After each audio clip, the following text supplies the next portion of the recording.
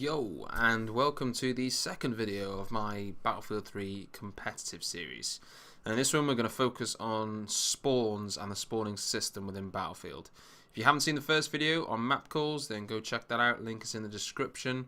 But let's not waste any time, let's just get straight into it. Now there are a couple of things you need to remember in regards to spawning in Battlefield.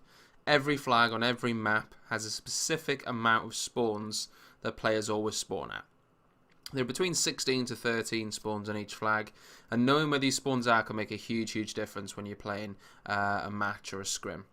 Unfortunately, there's no way to know on a flag where the next player will spawn because so many people spawn at a flag at random times throughout a game, and obviously the flag gets lost and won, etc, etc, so there's no way of keeping track of it. But at least knowing where the spawns are can give you and your team an advantage because you know where to cover when you're taking a flag and you know where they're going to come from.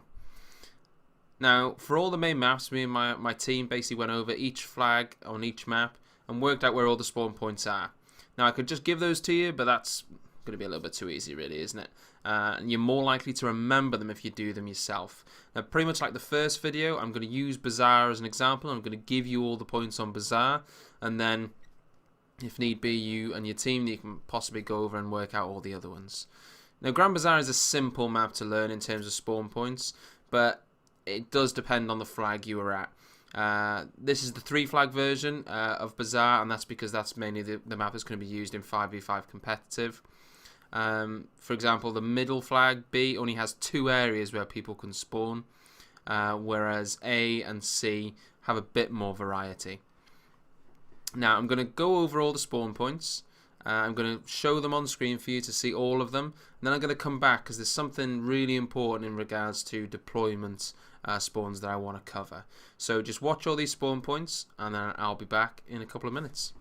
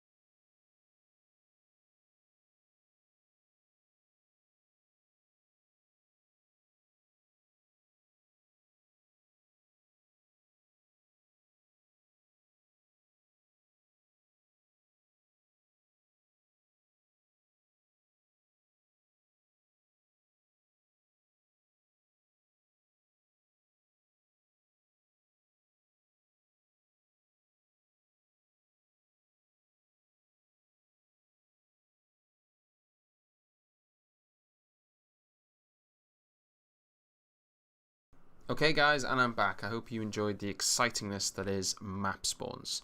Now what you've got on screen now is a picture from the deployment, the Russian deployment on Bazaar.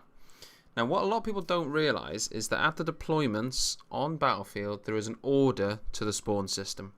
So every time at deployment there is an order. There is an order actually on every flag. The difference is you can't predict the order on most of the flags because you don't know where in the cycle it is with so many people spawning on it.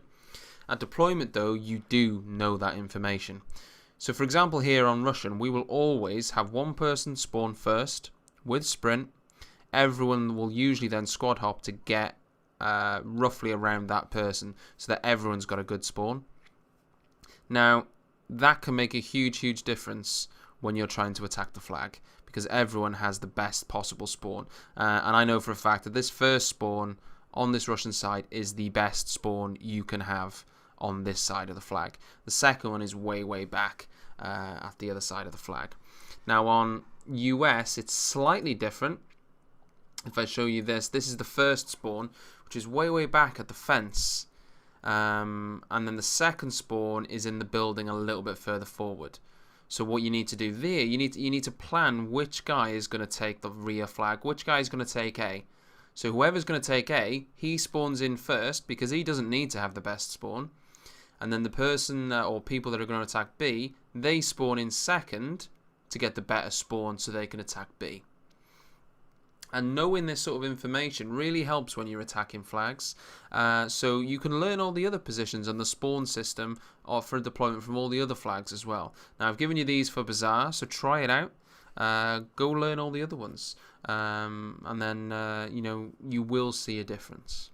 In the next video, we're going to cover some positional information, a bit of head glitching and peak spots that you can use.